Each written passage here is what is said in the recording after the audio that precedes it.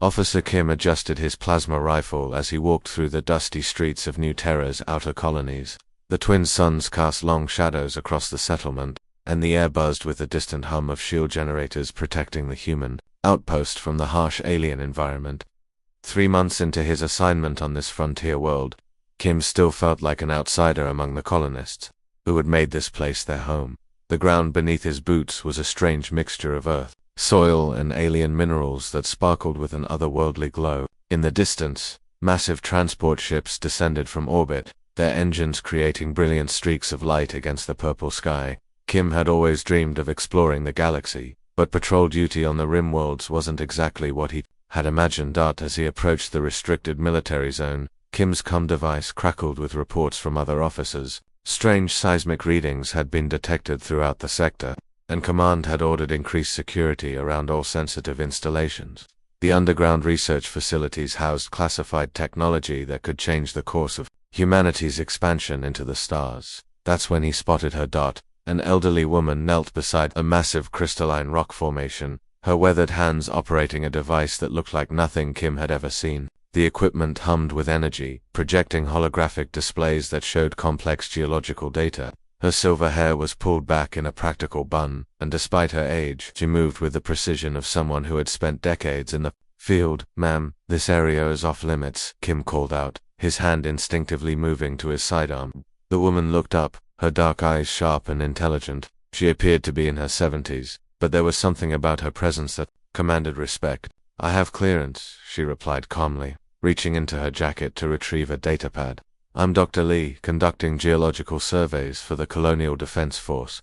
Kim took the identification device, but barely glanced at the holographic display that materialized above it. The credentials looked official enough, but in his 3 months on New Terra, he had learned to be suspicious of everyone. Too many smugglers and corporate spies tried to infiltrate restricted areas using fake documents. "These look fake," Kim said, tossing the device back to her. "You're under arrest for trespassing in a military zone." Dr. Lee caught the device smoothly, her expression remaining neutral. "Officer, I suggest you contact your superior before making that decision. The work I'm doing here is critical to the safety of this entire colony." But Kim had already made up his mind. He had been trained to follow protocol, and protocol was clear about unauthorized personnel in restricted areas. As he reached for his handcuffs, the strange equipment beside Dr. Lee began emitting a low warning tone. The holographic displays flickered, showing readings that spiked into dangerous territory. "Officer, please listen to me," Dr. Lee said, her voice taking on an urgent tone. "The seismic activity in this region is accelerating. If we don't understand what's happening beneath the surface, this entire settlement could be in danger." Kim ignored her warnings, snapping the energy cuffs around her wrists. The restraints hummed with a faint blue glow, designed to prevent any attempt at escape. Dr. Lee made no resistance, but Kim noticed she was quietly observing everything around them. Her eyes lingered on his badge number, and she seemed to be memorizing details about his equipment and procedures. As they began walking toward his patrol vehicle, the ground suddenly shook beneath their feet. It wasn't the gentle tremor they had been experiencing for weeks, but a violent shake that sent loose rocks tumbling from the nearby cliffs. Kim stumbled, reaching out to steady himself against a boulder, while Dr. Lee remained perfectly balanced, despite her restraints. "The readings are getting worse," she said quietly, glancing back at her abandoned equipment. "Officer Kim, you need to understand that what's happening here isn't natural. There are ancient structures beneath this colony, and they're beginning to activate." Kim helped her into the back of his hover patrol vehicle, the sleek craft rising slightly off the ground as its anti-gravity engines engaged. Through the transparent aluminum windows, they could see other colonists emerging from their homes, looking up at the sky with concerned expressions. Emergency lights were beginning to flash across the settlement's communication towers. "Save the stories for the interrogation room," Kim said, programming their destination into the vehicle's navigation system. But as they flew over the colony toward the detention center, he couldn't help but notice the strange patterns of energy that seemed to pulse beneath the surface of the ground below. Dr. Lee sat quietly in the back seat, her hands folded in her lap despite the restraints. She watched the landscape pass by with the eye of someone who understood things that others couldn't see. Every few seconds, she would glance at Kim through the rearview mirror, and he got the uncomfortable feeling that she was studying him, just as intently as she had been studying those rock formations. The patrol vehicle's communication system suddenly burst to life with urgent messages from command headquarters, but Kim was too focused on getting his prisoner to the detention facility to pay much attention to the chatter. Kim's alarm buzzed at dawn, but he was already awake, staring at the ceiling of his cramped quarters. The tremors had continued throughout the night, each one stronger than the last. Through his small window, he could see emergency vehicles racing across the colony with their lights flashing. Something big was happening on New Terra. He dressed quickly in his standard-issue uniform, the dark blue fabric embedded with microcircuits that regulated temperature and provided basic protection against alien environments. As he walked through the corridors of the residential complex, other officers passed by with worried expressions.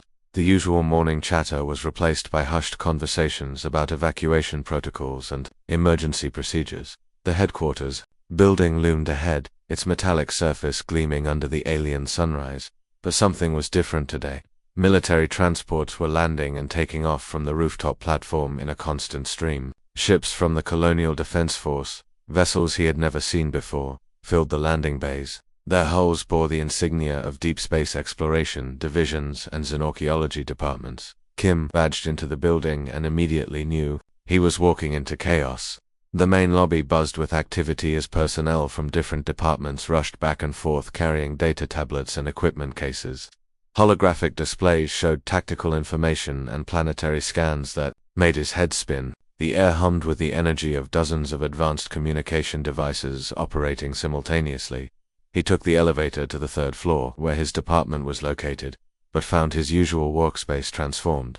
The walls had been reconfigured to display massive screens showing cross-sections of New Terra's underground structure. Three-dimensional models rotated in the air, revealing a complex network of chambers and passages that extended deep into the planet's core. All officers, to the main briefing room immediately, announced Captain Park's voice over the intercom system. Kim had never heard his supervisor sound so tense. The briefing room was packed with personnel from every department in the building. Kim squeezed into a spot near the back, noticing faces he didn't recognize.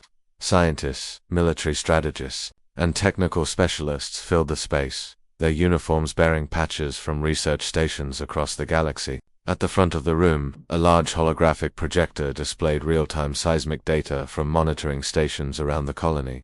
Captain Park stepped up to the podium, his usually calm demeanor replaced by visible stress. People were facing an unprecedented situation. The Colonial Defense Force has appointed a new director of planetary security to handle this crisis. I want everyone to give her your complete cooperation and attention. Kim watched as a figure emerged from the crowd of officials near the front of the room. His blood turned to ice as he recognized the silver-haired woman he had arrested less than 12 hours ago. Dr. Lee moved with confident steps to the central command console, her presence immediately commanding the attention of everyone in the room. She was no longer wearing the simple field clothes from the night before. Instead, she wore the formal uniform of a Colonial Defense Force director, complete with insignia that indicated decades of service across multiple star systems. Her shoulders bore the distinctive markings of someone who had served in the Alien Contact Division, humanity's most elite scientific and military organization. Ladies and gentlemen, Dr. Lee began, her voice carrying clearly through the room's advanced acoustic system. What we're dealing with is not a natural phenomenon. The underground structures beneath New Terra are artificial constructs left by an ancient alien civilization.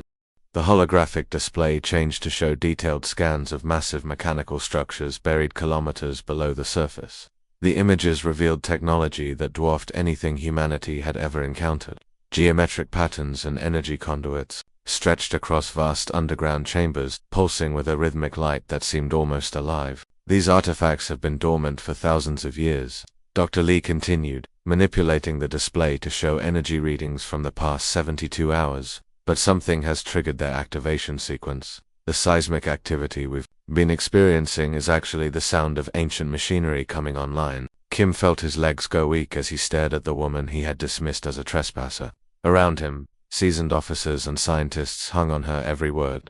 The display showed gravitational anomalies forming around the underground structures, distortions in space-time itself that could tear the planet apart. We have perhaps days before these systems reach full activation, Dr. Lee explained. If that happens, the gravitational forces they generate will cause New Terra's core to destabilize. The resulting collapse will destroy not just our colony, but potentially affect the orbital mechanics of this entire star system. Captain Parks stepped forward, his face pale. Director Lee, what are our options? Dr. Lee's fingers danced across the control interface, bringing up tactical scenarios and evacuation timelines. Evacuation of the colony is already underway, but we can't abandon this world without understanding what we're dealing with. These artifacts represent technology that could revolutionize human understanding of faster-than-light travel, energy generation, and interstellar communication. Kim tried to make himself invisible in the crowd, but Captain Park's sharp eyes found him across the room. His supervisor's expression changed from confusion to realization as he noticed Kim's shocked expression. Something wrong, Kim? Captain Park asked, his voice cutting through the briefing room's chatter. Kim's mouth went dry as every head in the room turned toward him. Dr. Lee's eyes met his across the crowded space, and he saw a flicker of recognition in her gaze. She remembered him, remembered the handcuffs and the dismissive way he had treated her credentials. That's the woman I arrested last night, Kim whispered, his voice barely audible. The briefing room fell silent. The silence in the briefing room stretched for what felt like an eternity. Kim could feel dozens of eyes staring at him, but Dr. Lee's expression remained perfectly calm. She studied him for a moment, then turned back to the holographic displays showing the planet's deteriorating condition. Officer Kim, she said, her voice carrying across the room with quiet authority. Report to my office in 10 minutes. You're being assigned to my personal security team. Captain Park's jaw dropped. Director, perhaps someone with more experience, would be better suited for Officer Kim knows the local terrain better than anyone else in this room. Dr. Lee interrupted smoothly. He spent 3 months patrolling the areas where these artifacts are most active. That knowledge will be invaluable in the coming days. Kim couldn't believe what he was hearing. After arresting her and treating her with such disrespect, she was promoting him to her inner circle. As the briefing dispersed and officers rushed to their assignments, Kim made his way to the director's temporary office on the building's top floor.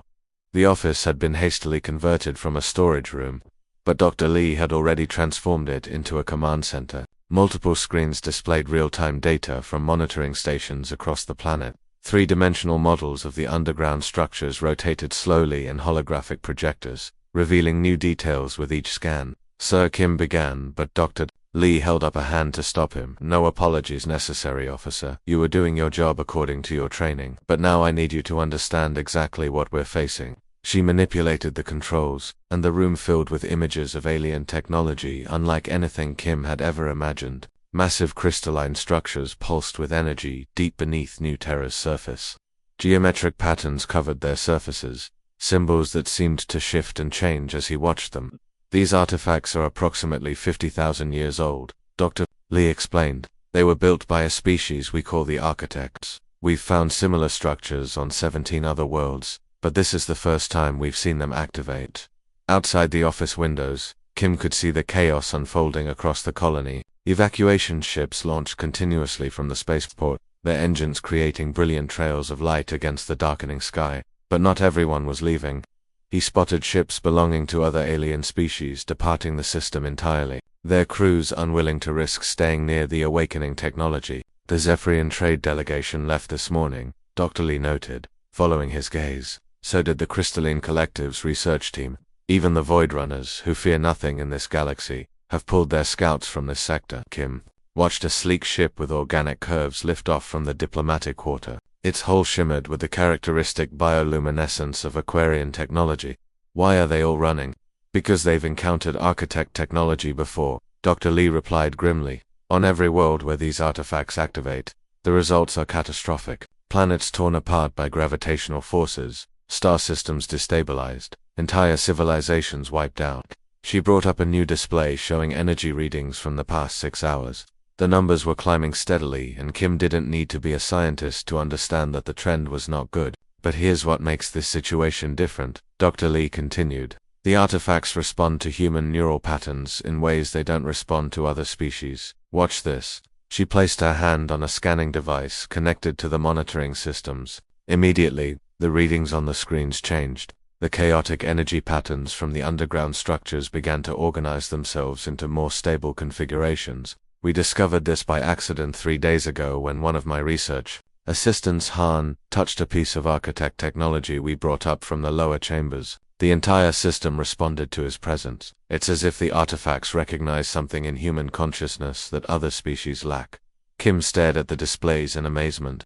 What does that mean? It means we might be able to communicate with these systems, maybe even control them. Dr. Lee's eyes gleamed with the excitement of discovery. But first, we need to get to the central chamber where the primary artifact is located. She brought up a three-dimensional map of the underground complex. The passages twisted and turned through kilometers of solid rock, leading to a massive chamber at the planet's core. The route was marked with dozens of hazard indicators showing unstable areas, energy barriers, and structural collapses. The automated systems have been mapping these tunnels for weeks. But we need someone who understands the surface terrain to guide us safely to the access points. Someone who knows which areas are stable and which routes the local wildlife uses. Kim realized she was talking about him. You want me to lead an expedition into those tunnels? I want you to help me save this world, Dr. Lee replied simply. As if to emphasize her point, another massive tremor shook the building. Through the windows, Kim could see chunks of rock falling from the distant cliffs. Emergency sirens wailed across the colony as automated systems detected new gravitational anomalies forming near the residential districts. Dr. Lee's fingers flew across her control interface, pulling up data from sensors throughout the underground complex. The readings showed energy buildups that were increasing exponentially. Patterns of light pulsed through the ancient machinery, growing brighter and more intense with each passing hour. The artifacts aren't just awakening randomly, she explained, highlighting specific areas on the display. They're following a sequence, activating in a precise order that suggests intelligence behind the process. It's as if something is guiding their awakening. Kim watched the patterns shift and change, and for a moment he almost thought he could see a logic to their movement. The energy flows seemed to be building toward something, preparing for an event that would change everything.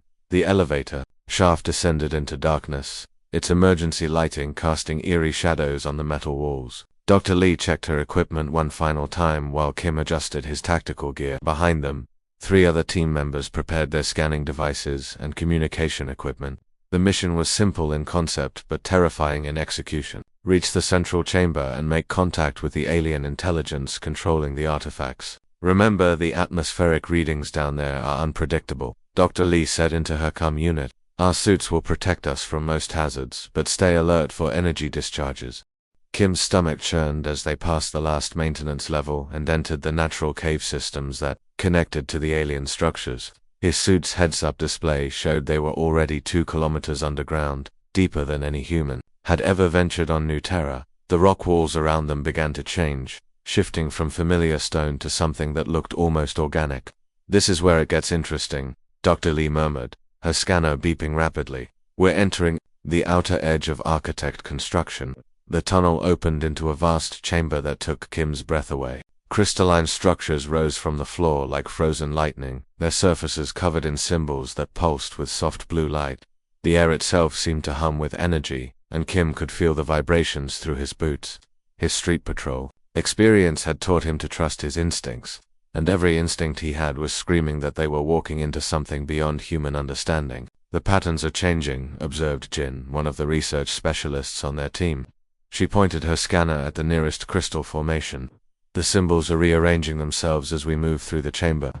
Dr. Lee stopped walking and placed her gloved hand against one of the structures. Immediately, the entire chamber responded. Waves of light traveled along the crystalline networks, and new passages opened in the walls around them. The alien intelligence was acknowledging their presence. It's reacting to us, she whispered in amazement. The system is actually learning from our neural patterns.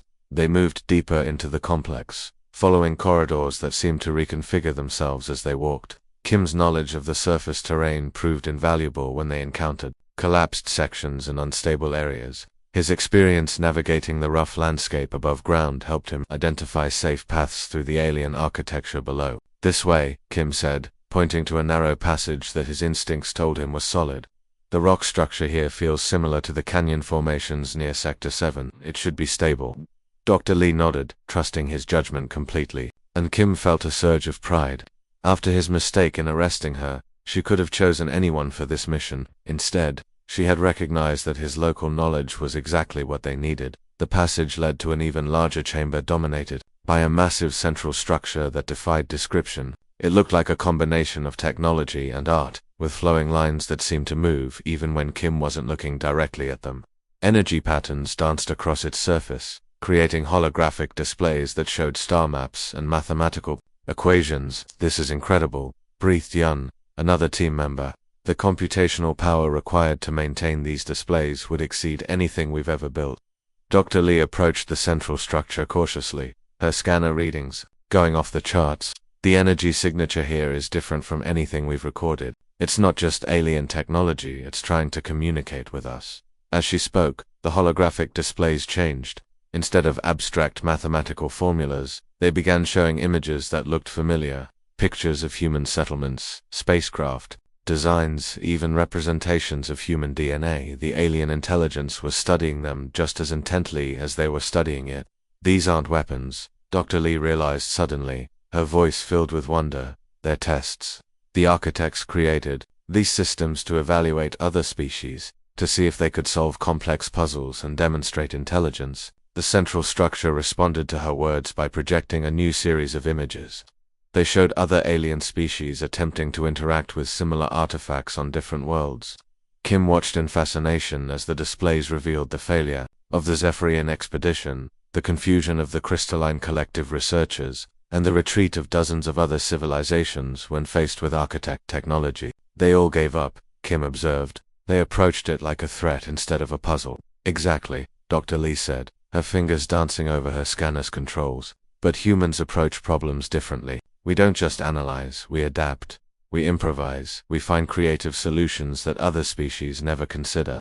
She began interacting with the control surfaces on the alien structure, not trying to force commands but responding to the system's prompts with intuitive gestures. Kim watched in amazement as she seemed to develop a dialogue with the ancient intelligence, their communication growing more sophisticated with each exchange. "It's working," she said, excitement building in her voice. "The system is accepting our input. It's learning our problem-solving methods." The chamber around them began to change.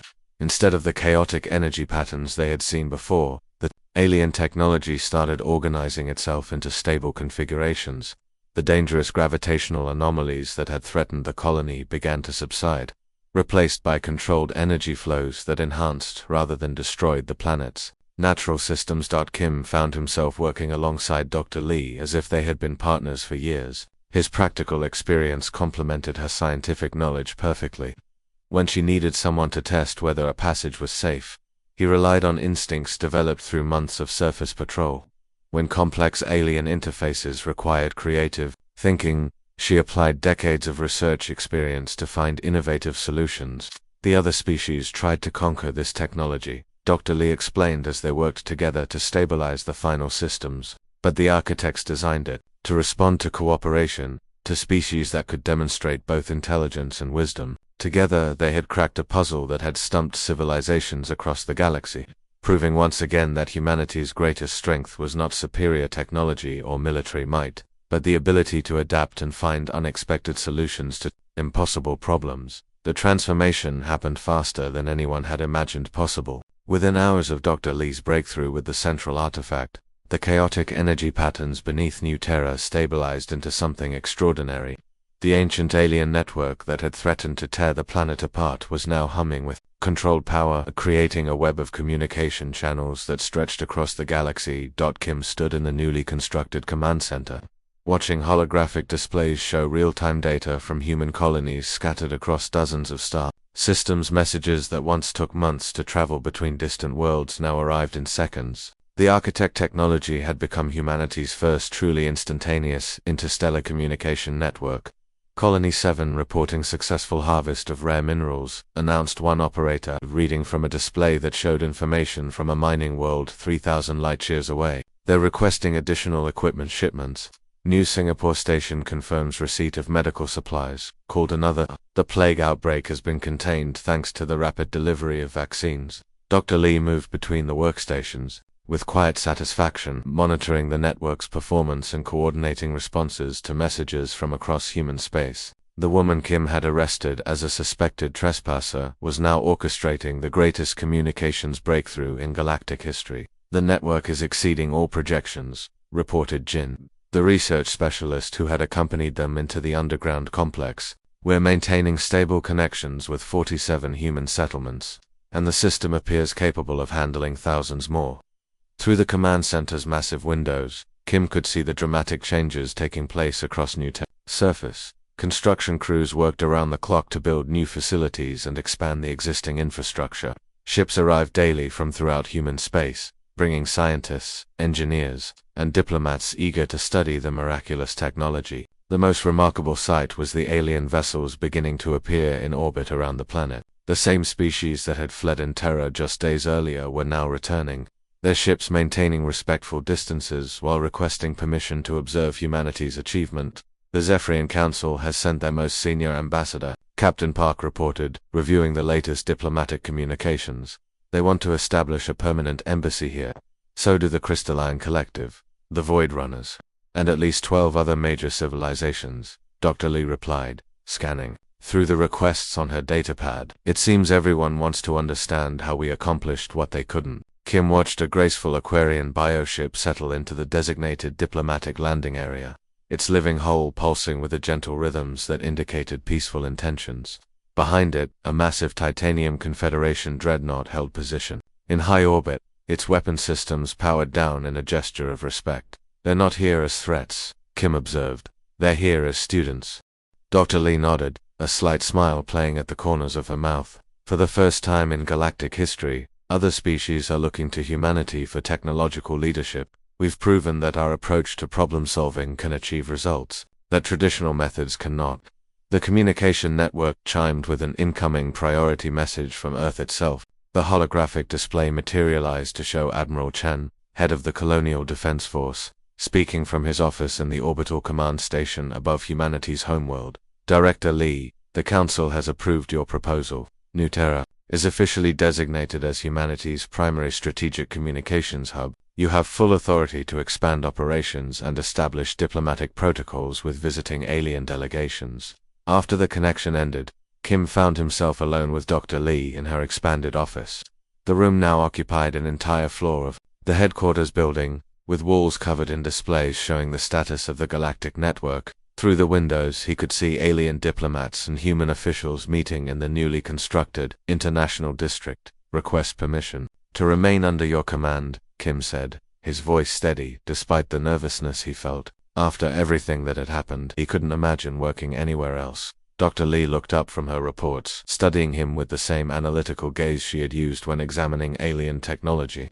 Officer Kim, your local knowledge was invaluable during the crisis. But more than that, you demonstrated the kind of adaptability and growth that this operation will need going forward. She touched her command interface, and Kim's personnel file appeared on the nearest display. With a few quick gestures, she made changes to his rank and assignment status. Congratulations, Director Kim. You're now head of field operations for the New Terra Strategic Communications Network. Your job will be to coordinate ground-based security and serve as liaison with the various alien delegations. Kim stared at the updated file showing his new position and authority level. In the span of a week he had gone from arresting Dr. Lee as a suspected criminal to serving as her second-in-command in the most important human facility in the galaxy. Thank you, sir. I won't let you down. I know you won't, Dr. Lee replied. You've already proven that humans can overcome their initial assumptions and rise to meet extraordinary challenges. Months later, Kim stood on the observation deck of the orbital platform that now surrounded New Terra. The planet below sparkled with the lights of expanding cities and industrial complexes. Ships from dozens of species traveled regularly between the surface and the growing space stations, creating a constant flow of diplomatic and scientific exchange. The Architect network had been expanded to include monitoring stations throughout the galaxy, allowing humanity to serve as a communications hub for multiple civilizations. Trade agreements, scientific discoveries, and cultural exchanges flowed through New Terra's channels, making the once remote colony the center of galactic civilization. Kim reflected on how his prejudices and assumptions had nearly cost humanity its greatest opportunity. Dr. Lee had seen past his mistake to recognize his potential, just as the Architect technology had recognized humanity's unique problem-solving abilities. The galaxy no longer looked at humans with suspicion or fear, but with respect and partnership. As he watched another group of alien researchers arrive to study human integration techniques, Kim smiled. The universe was vast and full of wonders, But humanity had proven that diversity, adaptability, and the courage to admit mistakes were the keys to thriving among the stars. The end.